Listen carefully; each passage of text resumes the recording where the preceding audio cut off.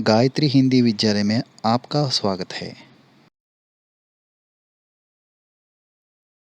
नमस्ते बच्चों, मेरा नाम सतीश, मैं हिंदी अध्यापक हूँ। आज मैं 10वीं कक्षा के तीसरा पाठ हम भारतवासी कविता पाठ के संबंधित दूसरा बात पढ़ाना चाहता हूँ। पाठ के संबंधित मैं कुछ प्रश्न पूछना चाहता हूँ। हम भारतवासी कविता के कवि कौन है? हम भारतवासी कविता के कवि आर.पी. निशंक है। हम भारतवासी किस भावना पर आधारित कविता है? देशभक्ति की भावना। नदियाँ किसमें विलीन होती हैं? नदियाँ समुद्र या सागर में विलीन होती है। आज हम इस कक्षा में देशभक्ति, विश्व बंधुत्व, विश्व शांति, अहिंसा आदि भावना के बारे में इस पद्य में सीखेंगे। किताब खोलकर देखिए और सुनिए। अगर कोई शंका होते तो गूगल क्लासरूम में पोस्ट कीजिए।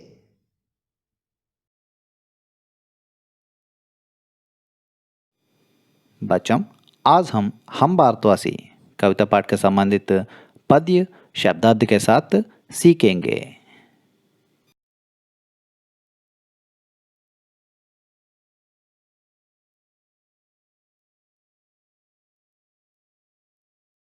बच्चों, यह देखिए।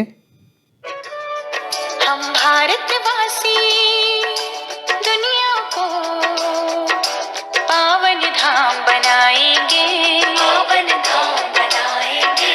मन में श्रद्धा और प्रेम का अद्भुत दृश्य दिखाएंगे, मन में श्रद्धा और प्रेम का अद्भुत दृश्य दिखाएंगे।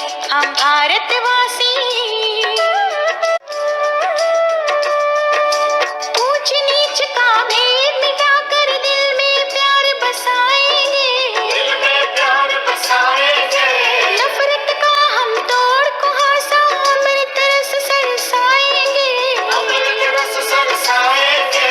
हम निराशा दूर भगाकर फिर विश्वास जगाएंगे, फिर विश्वास जगाएंगे, फिर विश्वास जगाएंगे, फिर विश्वास जगाएंगे। हम भारतवासी दुनिया को पावन धाम बनाएंगे, पावन धाम बनाएंगे। मन में श्रद्धा और प्रेम का अद्भुत दृश्य दिखाएंगे, मन में श्रद्धा और प्रेम का अद्भुत दृश्य दिखाएंगे। हम भारतवासी।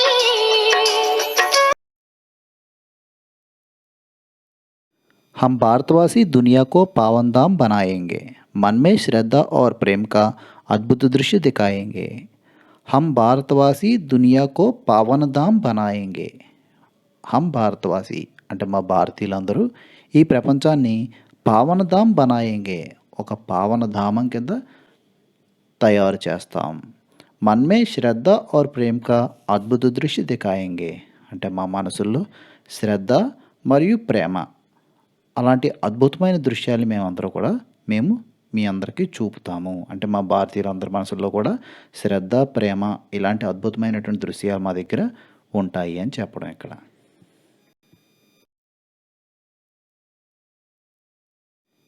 यह देखिए, ऊंच नीच का भेद मिटाकर दिल में प्यार बसाएंगे, नफरत का हम तोड़ कुहासा अमृत रस सरसाएंगे। हम निराशा दूर भगाकर फिर विश्वास जगाएंगे। हम भारतवासी दुनिया को पावनधाम बनाएंगे. ऊंच नीच का भेद మిటాకర్ అంటే మా మనసులో ఉన్నవారు లేనివారు అంటే ఉన్నతమైన వారు నిమ్నమైన వారు అనేటటువంటి భేదాలు మా దగ్గర అసలు లేవు. అంటే మిఠాకర్ అంటే వాటిని మేము నాశనం చేస్తాం అంటే అలాంటి భావాలు మా దగ్గర ఉండవు. దిల్ మే ప్యార్ బసాయేంగే, మా మనసులో ఏమి నింపుతాము? ప్యార్, ప్రేమని నింపుకొని ఉంటాము. అలాగే నఫరత్ కా హమ్ తోడు కుహాసా, నఫరత్ అంటే ఇక్కడ ఈర్ష్య ద్వేషం అంటాం కదా, ఆ ద్వేషం. హమ్ తోడు కుహాసా అంటే వాటిని మేము తెంచుతాం. అంటే ద్వేషం అనేది మా దగ్గర ఉండదు, వాటిని మేము తెంపేస్తాం. అంటే అవి ఎలా ఉంటాయి? పొగమంచు కుహాస అంటే మా దగ్గర ఒకవేళ పొగమంచు లాంటి ద్వేషాలు వచ్చినప్పటికి కూడా వాటిని మేము ఏం చేస్తాం? వెంటనే తొలగించేస్తాం. అమృత రస సరసాయంగే, మేము మా దగ్గర అలాంటి ద్వేషాలను తీసేసి అమృత రసాన్ని చిలికిస్తాం. అంటే ఎక్కువగా మేము సంతోషంగా ఉండడానికి శుభంతో మేము శుభం కోసమే ఆలోచిస్తూ ఉంటాం. హమ్ నిరాశ దూర్ భగాకర్ ఫిర్ విశ్వాస్ జగాయేంగే, మేము జీవితంలో నిరాశ దూర్ భగాకర్ అంటే నిరాశ అనేది మేము రానిము. వాటిని మేము దూరం చేసి ఏం చేస్తాం?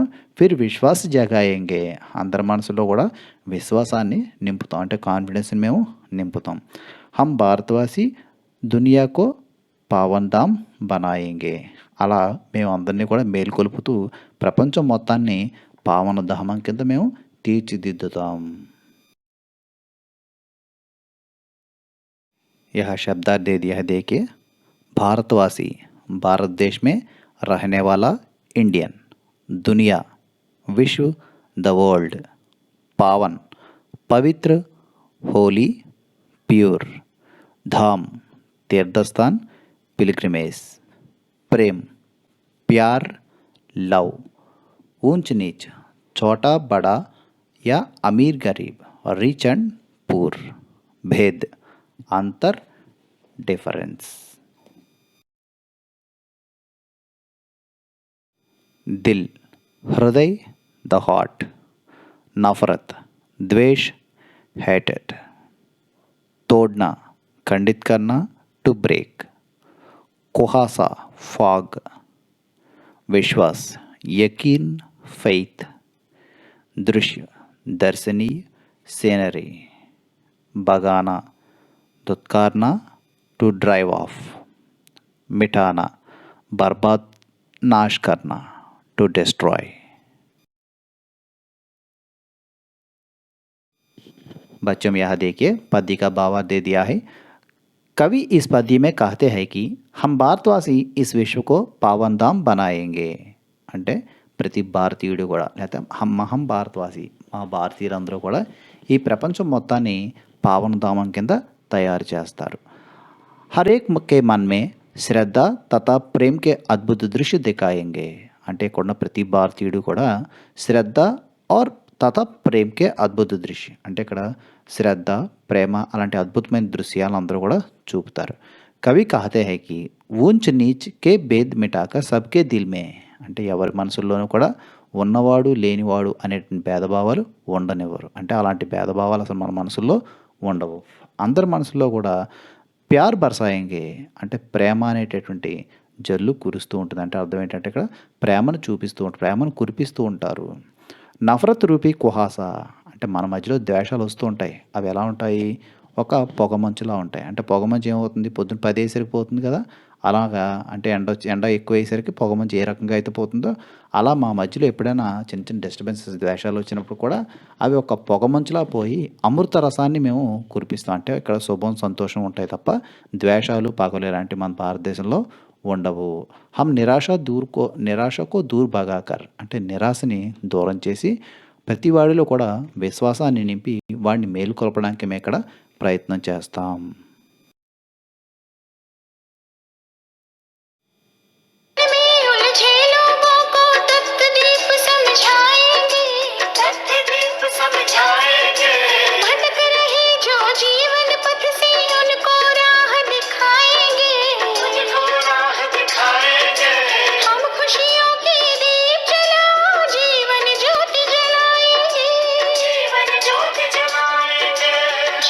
ज्योति जलाएंगे, जीवन ज्योति जलाएंगे. हम भारतवासी दुनिया को पावन धाम बनाएंगे, पावन धाम बनाएंगे.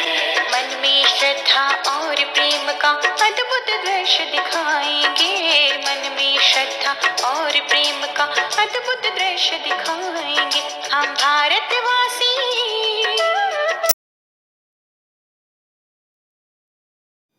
यह देखिए उलझन में उलझे लोगों को तथ्य दीप समझाएंगे. भटक रहे जो जीवन पथ से उनको राह दिखाएंगे. हम खुशियों के दीप जला जीवन ज्योत जलाएंगे. हम भारतवासी दुनिया को पावन धाम बनाएंगे. ఉల్జన్ మే ఉల్జే లోగోంకో అంటే ఉల్జన్ అంటే ఇక్కడ సమస్యలు రకరకాల ప్రాబ్లమ్స్లో ఉంటూ ఉంటారు చాలామంది. అంటే చిక్కుకుని ఆ రకరకాల ప్రాబ్లమ్స్లో ఉంటారు. ఉన్కో తథ్యదీప్ సంజాయంగే అంటే అలాంటి వాళ్ళకి యథార్థాన్ని తెలియజేస్తాం. అంటే అర్థం ఏంటంటే వాటికి వాట్ ఈజ్ వాట్ అన్నది వాళ్ళకి మేము తెలియజేస్తాం. బటక్ రహే జో జీవన్ పద్సే పద్ అంటే దారి, బటకన అంటే ఏంటి దారి తప్పడం. అంటే ఎవరైతే జీవిత మార్గంలో అంటే జీవితంలో రాంగ్ ట్రాక్‌లోకి వెళ్తారో అంటే ఎవరైతే దారి తప్పుతారో వాళ్ళకి ఏం చేస్తాం? ఉన్కో రాహ్ దిఖాయేంగే. వాళ్ళకి మంచి దారిని చూపిస్తాం. అంటే తిరిగి వారికి అంటే దారి తప్పి జీవితంలో తిరుగుతుంటారు వాళ్ళు. వాళ్ళు మళ్ళీ తిరిగి సరైన సక్రమమైన మార్గంలో పెట్టడానికి మేము ప్రయత్నం చేస్తాం. నెక్స్ట్ ఏంటి? హమ్ ఖుషియోं का दीप जला जीवन ज्योत जलाएंगे.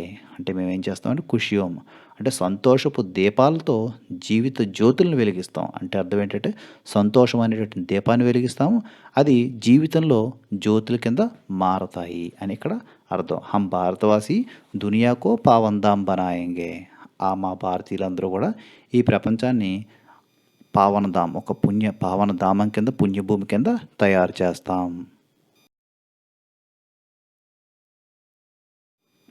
शब्दार्थ दे दिया है देखिए. हर्ष खुशियाँ हैप्पीनेस, लोग जनता पीपल, समझना बोध करना टू एक्सप्लेन, राह रास्ता वे, भटकना इधर उधर टू वांडर, पथ रास्ता वे, दीप दीपा लैंप. कवि इस पद्य में कहते हैं कि हम भारतवासी दुनिया को पावनधाम बनाएंगे. అంటే మా భారతీయులందరూ కూడా ఈ ప్రపంచాన్ని ఒక పుణ్యభూమి కింద పావనధామం కింద తయారు చేస్తాం. మన్మే శ్రద్ధ और प्रेम के अद्भुत दृश्य दिखाएंगे. అంటే మా మనసుల్లో ప్రేమ అద్భుతమైన దృశ్యాలు మేము చూపిస్తుంటాం. శ్రద్ధ మరియు ప్రేమ. कवि और कहते हैं कि समस्याओं में फंसे लोगों को तद्दीप समझाएंगे. అంటే అనేక మంది రకరకాల ప్రాబ్లమ్స్లో ఉంటూ ఉంటారు. వాళ్ళందరికీ ఏది యథార్థం అంటే యథార్థం ఏది అని వాళ్ళకి తెలిసేలాగా మేము చేస్తాం. జో జీవన్ పథ్ సే భటక్ రహే అంటే ఎవరైతే జీవితం అనేటువంటి మార్గంలో దారి తప్పుతారో అంటే వాళ్ళ లైఫ్ స్టైల్ ఎప్పుడైతే మారి రాంగ్ ట్రాక్లోకి వెళ్తారో ఉన్కో రాహ్ దికాకర్ అంటే వాళ్ళకి సరైనటువంటి సక్రమమైన దారి చూపించి ఆ దారిలో పెట్టి ఖుషియోంకే దీప్ వాళ్ళ జీవితాల్లో సంతోషం అనేటటువంటి దీపాలు వెలిగించడానికి మేమందరం కూడా ప్రయత్నం చేస్తాం.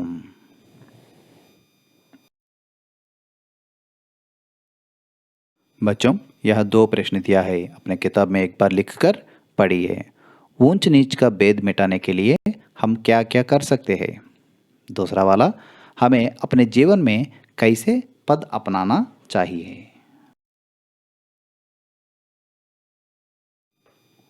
बच्चों यह अतुल्य भारत के बारे में एक वीडियो रखा है, देखिए.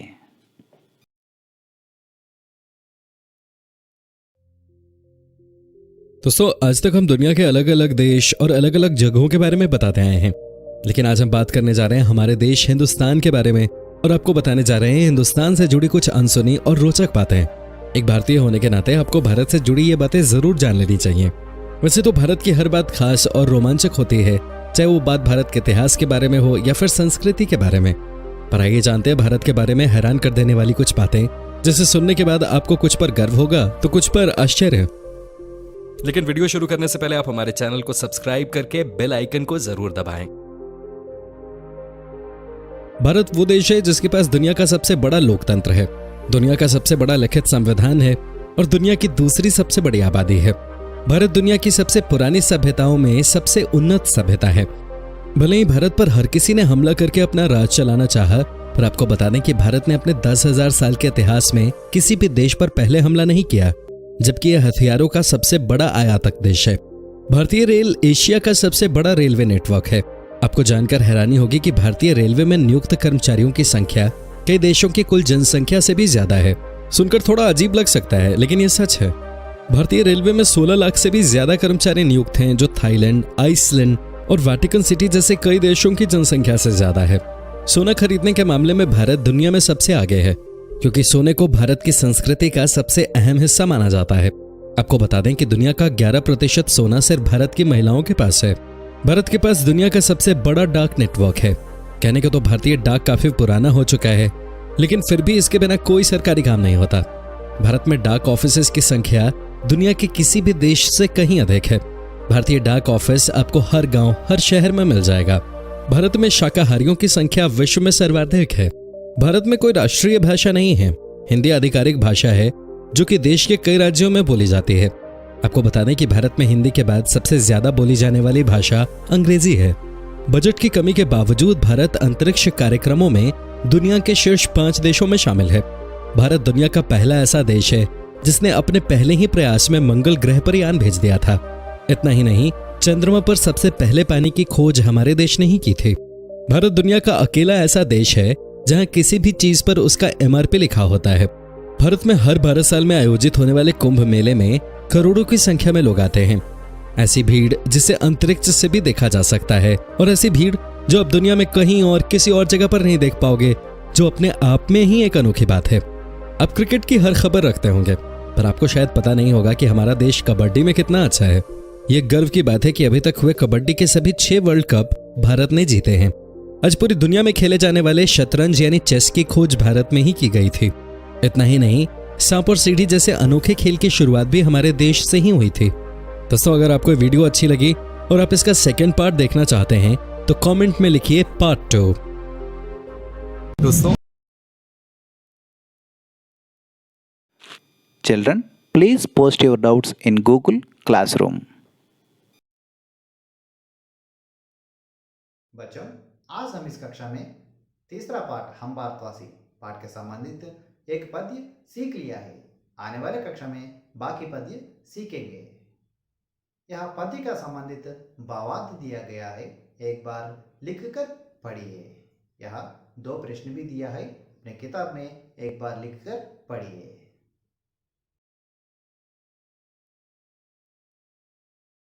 Thank you.